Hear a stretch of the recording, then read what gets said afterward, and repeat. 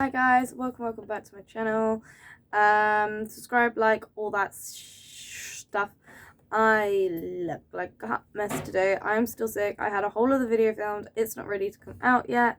So I'm now filming this at like 9 o'clock at night, trying to get it out today. So yes. And these are some things that you can do to help your local neighborhood blindy when they're out and about in the community. Let's just get on with the video because I am knackered and my voice hurts from already talking for way too long. Number one, if you're in a car and you see a blind person wanting to cross the road, don't stop. It might be polite in most situations. I mean, if it's a zebra crossing, 100% stop. If it's just the side of the road, don't stop.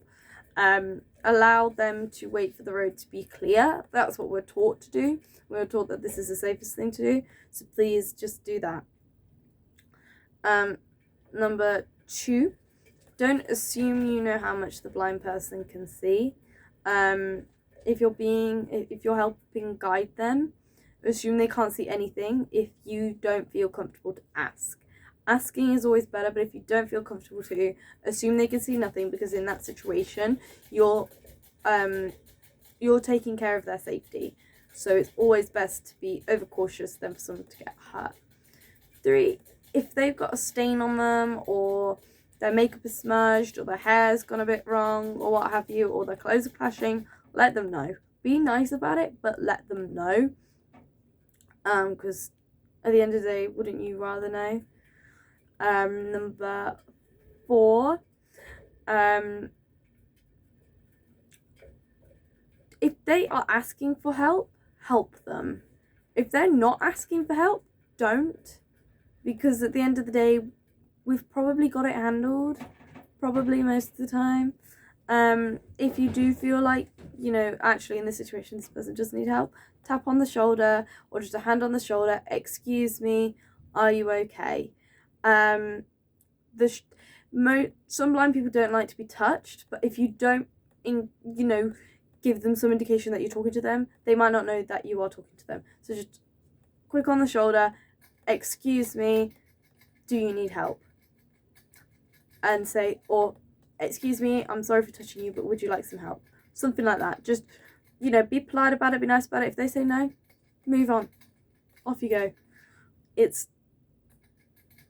they say they're fine, they're probably fine, to be honest.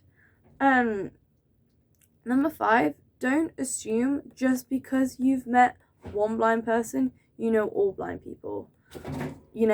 We are as diverse as any other disability, any other minority group. We all literally see the world differently. So, some people are going to be at different points on their grieving process for their sight.